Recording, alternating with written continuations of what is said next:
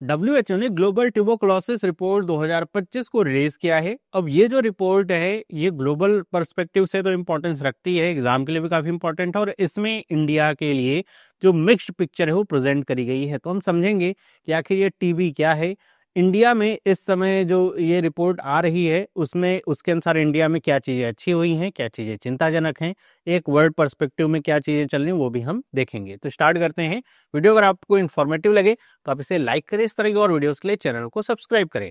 तो सबसे पहले अगर हम टीबी की बात करें तो टीबी एक इन्फेक्शियस डिजीज है, सीरियस इन्फेक्शियस डिजीज है जो फैलती है, एक बैक्टीरिया होता है जिसको कहते हैं माइकोबैक्टीरियम ट्यूबरकुलोसिस, उसके द्वारा फैलती है।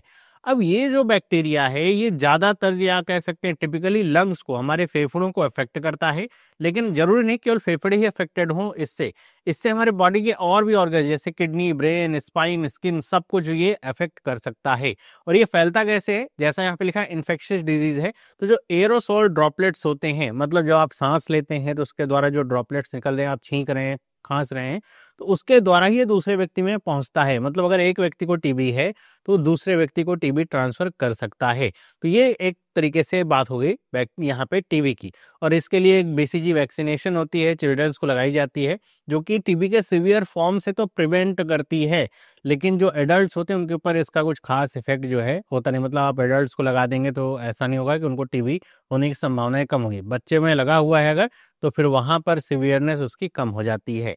अब अगर हम इंडिया की बात करें तो इंडिया की अचीवमेंट इसमें क्या रहा इस बार की रिपोर्ट में, तो 2025 की रिपोर्ट है, 2024 तक का सारा डेटा इसमें आता है। तो ये देखने को मिला कि स्टीप डिक्लाइन हुआ इंसिडेंसेस में, मतलब जो न्यू केसेस आ रहे हैं टीबी के उसमें 21% का रिडक्शन देखने को मिला है 2015 से 2024 के बीच में।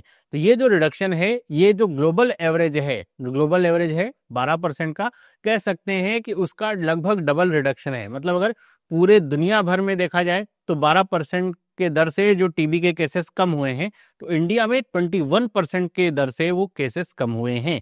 और इसकी वजह से जो यहाँ पे बताया जा रहा है कि जो टीबी इंसिडेंस रेट है वो पहले 2015 की अगर बात करें 237 पर लाख हुआ करते हैं, मतलब 1 लाख की पॉपुलेशन 237 लोगों को टीबी होता था, जो कि अब ये घट करके 187 पर लाख हो चुकी है 2024 में। तो ये देखने को मिला काफी अच्छा खासा रिडक्शन।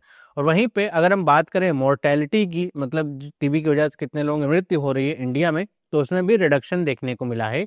यहाँ पे लिखा है कि जो पहले 2015 में था कि 28 लोगों की पर लाख में वो डेथ हो जाती थी टीबी की वजह से, वो 2024 में घट करके 21 हो चुका है। मतलब जहां पे पहले 28 लोग मर रहे थे अब वो 21 लोगों पे आ चुका है, मतलब वो भी कम हो रहा है, मोर्टेलिटी में भी कमी आई है, जो कि अच्छी बात है।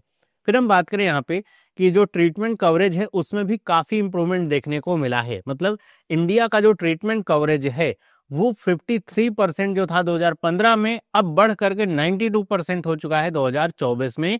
और ये सबसे बड़ी सक्सेस में से एक है इंडिया के लिए। और आपको पता होगा, अगर आपने कभी दूरदर्शन वगैरह देखा होगा पहले समय में, तो टीबी को लेकर के ऐड बहुत आते थे, अभी भी हो सकता है आते हो, कि टीबी ऐसी बीमारी है जिसका इलाज संभव है, अगर आपको डिटेक्ट हो जाती है इसका इलाज संभव है। और इसमें कहा जाता है कि अगर आप डॉक्टर के पास जाएंगे तो जो इसका जो कोर्स मिलता है उसको आपको पूरा करना होगा, बीच में दवा को छोड़ना नहीं होता था, क्योंकि अगर आप बीच में दवा को छोड़ेंगे तब ये बीमारी और ज्यादा घातक हो जाती थी।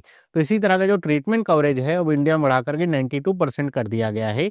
और इसमें इसका बहुत महत्वपूर्ण योगदान है कि जो मिसिंग केसेस का गैप है, मतलब टीबी के केसेस में ऐसा था कि जो मिसिंग केसेस है, मतलब ऐसे लोग जिनको टीबी है लेकिन वो डायग्नोज नहीं हुए हैं या फिर उनकी कोई रिपोर्टिंग नहीं, लोग खांस रहे हैं उनको पता नहीं उनको टीबी है, फिर जब बाद में समस्या बहुत ज़्यादा हद तक बढ़ जाती थी, जब वो समझ लिए कंट्रोल के बाहर है, तब जांच होकर के समझ में आता था कि इनको टीबी थी या टीबी है अब, लेकिन इनका कुछ हो नहीं सकता। तो इसके लिए इंडिया ने इस तरह का यहाँ पे किया है काम की, जो इस तरह के केसेस हैं जो डिटेक्ट नहीं हुए हैं, डायग्नोज नहीं हुए, उनको जो है आइडेंटिफाई करने का काम किया गया है।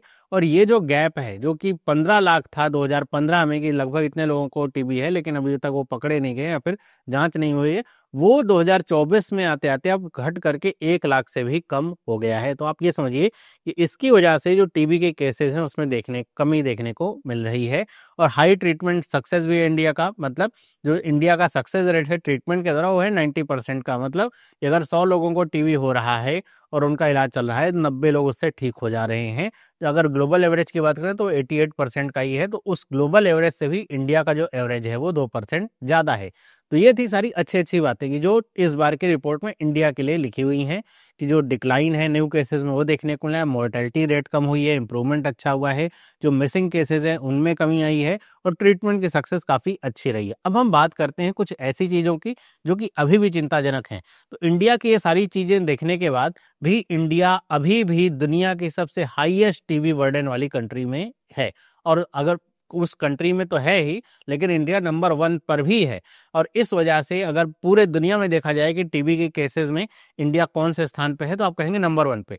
पूरे पूरे जितने भी ग्लोबली जितने टीबी के केसेस हैं उसमें से 25%, लगभग 1/4 इंडिया से ही आ रहे हैं। मतलब 100 लोग अगर टीबी के निकल रहे हैं तो 25 लोग उसमें इंडिया से आ रहे हैं। तो ये दिखाता है कि इंडिया में अभी भी टीबी का बर्डन कितना ज़्यादा है। अभी भी टीबी एक बहुत ही कह सकते हैं घातक बीमारी इंडिया के लिए बनी हुई है, जो कि काफ़ी तेज़ी से फैल रही है और लोग इससे ग्रसित हो रहे हैं।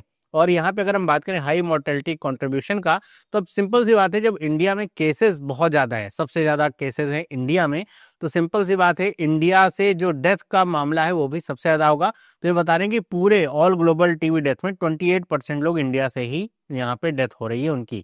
मतलब अगर पूरे दुनिया से 100 लोग मर रहे हैं तो 28 लोग उसमें इंडिया के। अब आप कहेंगे अभी तो आपने कहा मोर्टेलिटी कम होगी, वो पहले की तुलना में जो ये डेटा है हमारे पास कि पहले 1 लाख में 28 लोग मरते थे, अब 1 लाख में 21 हो गए हैं। तो ये इंडिया में अगर कंपैरिजन किया जा रहा है तो वो कम हुआ है, लेकिन ग्लोबल लेवल पे देखा जाए तो सबसे ज़्यादा चूंकि केसेस इंडिया में है तो सबसे ज़्यादा लोग भी इंडिया में ही मर रहे हैं। और अगर हम कोमॉर्बिड कंडीशन की बात करें तो इंडिया में कोमॉर्बिड का मतलब ये है कि टीबी किस वजह से हो रहा है, मतलब आपको कोई और बीमारी है या फिर और आप किसी चीज़ से ग्रसित हैं और उसकी वजह से आपको टीबी हो जा रहा है। तो उसमें अगर बात करें तो डायबिटीज़ जो है वो नंबर 1 पोजीशन पे चल रहा है। 3.2 लाख जो टीबी के केसेस इंडिया में आए हैं वो केवल डायबिटीज़ वालों को हैं, मतलब डायबिटीज़ है उसकी वजह से जो कह सकते हैं इम्यून पावर कम हुई है और उसकी वजह से टीबी का अटैक हुआ है। और अगर हम बात करें यहाँ पे एलिमिनेशन टारगेट की, तो इंडिया ने 2025 तक तो टीबी को ख़त्म करने का टारगेट रखा था, लेकिन अब ऐसा दिख तो नहीं रहा है कि 2025 तक, अभी तो 1 महीने 2 महीने बाकी हैं तो टीबी खत्म हो जाएगा। तो ये टारगेट जो रखा गया था वो टारगेट हिट होता हुआ नहीं दिख रहा है। वहीं पे अगर बात करें WHO की, तो WHO का जो टारगेट है वो 2030 का है कि 2030 तक हमें टीबी को ख़त्म करना है। तो वो भी अभी जब तक इंडिया के केसेस कम नहीं होते तो बाकी जो केसेस हैं वो उसमें कमी देखने को नहीं मिलती है। तो जो टारगेट है था 2025 का, जो यहाँ पे WHO का टारगेट था, ग्लोबल पर्सपेक्टिव से था कि 50% रिडक्शन होना चाहिए इंसिडेंसेस में और 75% रिडक्शन होना चाहिए डेथ में, कि ऐसा होना चाहिए 2015 के लेवल से कंपेयर करते हुए। लेकिन 2024 की बात करें, अगर हम इंडिया की बात करें तो भारत में केवल 21% रिडक्शन हो पाया है और 28% रिडक्शन डेथ में हो पाया है। इस वजह से ये देखा जा रहा है कि जो टारगेट्स हैं वो हिट नहीं हो रहे हैं और 2030 का जो टारगेट है उसके लिए काफ़ी मेहनत करने की जरूरत होगी। यहाँ पे एक और यहाँ पे केस आता है ड्रग रेजिस्टेंट टीबी का। ड्रग रेजिस्टेंट का मतलब कि आप दवाई खा रहे हैं टीबी की लेकिन कोई असर नहीं हो रहा है, मतलब जो बैक्टीरिया है वो रेजिस्टेंट हो चुका है उस ड्रग के लिए। ऐसे केसेस में इंडिया में सबसे ज़्यादा जो यहाँ पे बर्डन है वो आता है कि इंडिया में इस तरह के जो मल्टी ड्रग रेजिस्टेंट टीबी है वो सबसे ज़्यादा है। मतलब यहाँ पे आपने देखा होगा कि लगभग ज़्यादातर लोग डॉक्टर ही होते हैं, डॉक्टर के पास जाते नहीं, खुद ही सारे चीज़ों का इलाज कर लेते हैं, जो एंटीबायोटिक है खुद ही खा लेते हैं, सब कुछ अपने से ही कर लेते हैं। इस वजह से होता क्या है कि शरीर में जो एक तो ये कह सकते हैं कि दवाइयों का असर होना कम होता है, दूसरी बात कि आपने 2 दिन दवाई खाई फिर छोड़ दी तो इसके वजह से जो बैक्टीरिया है वो होता क्या है उस ड्रग को भी अडॉप्ट कर लेता है और रेजिस्टेंट हो जाता है। फिर आप उस दवा को खाएंगे भी तो उस बैक्टीरिया के ऊपर असर नहीं होगा। तो इस वजह से इसको कहा जाता है MDR टीबी। तो इसमें भी भारत जो है सबसे नंबर 1 पोजीशन पे है। 32% जो केसेस आते हैं MDR टीबी के वो इंडिया से ही आते हैं। तो ये सब इंडिया के लिए चिंताजनक बात है कि टारगेट नहीं हो पा रहा है। जो इस तरह का MDR टीबी है उसमें भी भारत नंबर 1 पोजीशन पे है। जो ग्लोबल बर्डन है उसमें भी भारत नंबर 1 पे है। मॉर्टेलिटी में भी भारत नंबर 1 पोजीशन पे है। तो ये सारे केसेस हैं। वहीं पे अब हम बात करते हैं कि जो यहाँ पे अच्छी बातें हुई हैं उसके पीछे का रीज़न क्या था, कि क्या ऐसा हुआ कि जिससे इंडिया को कुछ सक्सेस यहाँ पे प्राप्त हुई है। तो एक प्रोग्राम है प्रधानमंत्री टीबी मुक्त भारत अभियान। इसके तहत बहुत सारी चीज़ें देखने को मिली, जैसे एक तो फंडिंग जो है वो इंक्रीज़ करेगी, लगभग 10 गुना का इंक्रीज़ देखने को मिला है फंडिंग में, जो कि नेशनल टीबी एलिमिनेशन प्रोग्राम है। पिछले 9 सालों में 2015 से अगर बात करें तो अब टीबी के लिए फंडिंग जो है वो बढ़ा दी गई, जिससे जो केसेस हैं वो ज़्यादा डिटेक्ट हो पा रहे हैं, लोगों को जो कवरेज है वो अच्छा मिल पा रहा है, जिससे जो इंसिडेंस हैं वो भी कम हो रहा है और मोर्टेलिटी में भी कमी आई है। इसके साथ साथ जो डायग्नोस्टिक है उसके लिए काफ़ी काम किया गया है। इंडिया की जो लार्जेस्ट टीबी जो लैब नेटवर्क है वो भारत में इस्टेब्लिश करी गई है। इसमें बताया जा रहा है कि 9300 रैपिड मॉलिक्यूलर टेस्टिंग फैसिलिटीज़ हैं क्विक डायग्नोस्टिक के लिए। मतलब ऐसा नहीं कि टीबी के डायग्नोस्टिक के लिए आपको बहुत ज़्यादा कुछ दूर जाना पड़ेगा। यहाँ पे 93 रैपिड मॉलिक्यूलर टेस्टिंग फैसिलिटीज़ हैं कि जल्दी से जल्दी वो टीबी का डायग्नोसिस करके दे देंगे। इसी के साथ इंडिया ने जो एआई की हेल्प है वो भी टीबी के लिए ली हुई है डायग्नोसिस में, और 500 AI enabled handheld x-ray units जो हैं वो यहाँ पे एक्टिव केस फाइंडिंग में लगा रखी हैं, ताकि जो इस तरह के केसेस हैं कि एक्सरे के माध्यम से जो चेस्ट का एक्सरे लेंगे तो उससे पता चल पाएगा एआई की हेल्प से कि जो व्यक्ति है उसको टीबी है कि नहीं है, और उसकी वजह से जितना जल्दी डिटेक्शन होगा उतनी जल्दी उसकी दवा शुरू हो पाएगी। और ये अभी तो 500 किया गया है और आगे प्लान है 1500 और ऐसे जो इस तरह के जो हैंडहेल्ड एक्सरे यूनिट्स है उनको लाने का डिप्लॉयमेंट का। यहाँ पे हम बात करें डिसेंट्रलाइजेशन ऑफ केयर भी किया गया है, मतलब कि जो सर्विस है वो लोगों तक पहुंच रही है। ऐसा नहीं कि लोग पहुंचे जो है सर्विस पास के पूरे जिले में एक अस्पताल है वहीं पे आप जाएंगे तो दवा मिलेगी, ऐसा नहीं है। तो इसके लिए यहाँ पे किया गया है जो टीबी केयर है 1.7 लाख जो आयुष्मान आरोग्य मंदिर से हैं उनके थ्रू जो है टीबी का जो बीमारी का इलाज है, दवा है, वो लोगों तक पहुंचाई जा रही है। एक्टिव केस फाइंडिंग जो है उसके लिए जो वॉलंटियर्स हैं या जो हेल्थ वर्कर्स हैं वो एक्टिवली स्क्रीन कर रहे हैं लोगों को, और 19 करोड़ लोगों को अभी तक स्क्रीन किया जा चुका, और जिससे 8.6 लाख एसिम्प्टोमेटिक जो केसेस हैं वो फाइंड करने में यहाँ पे हेल्प मिली है। मतलब कि उनको टीबी की बीमारी तो हो रखी है, बैक्टीरिया तो है उनके अंदर, लेकिन अभी तक उनकी इम्यूनिटी अच्छी है तो इस वजह से वो अटैक नहीं हो पा रहा है। जैसे उनकी इम्यूनिटी डाउन होगी वो अटैक उनके ऊपर होगा। तो ऐसे लोगों को भी यहाँ पे फाइंड आउट किया गया है।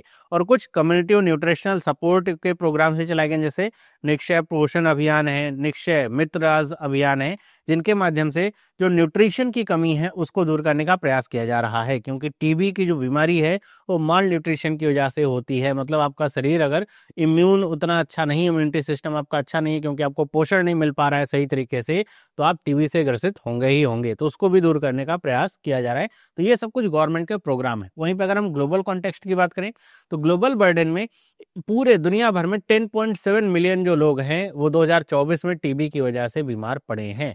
उसमें 1.23 मिलियन जो लोग हैं उनकी मृत्यु हुई है टीबी की वजह से। और वहीं पे हाई बर्डन कंट्रीज की बात करें तो डब्ल्यूएचओ ने कहा है कि 30 ऐसी हाई बर्डन कंट्रीज हैं जिनसे पूरी दुनिया के 87% जो केसेस हैं टीबी के वो आते हैं। मतलब ये 30 कंट्री अगर आप निकाल दें तो पूरी दुनिया के केवल 13% केस ही टीबी के बचेंगे।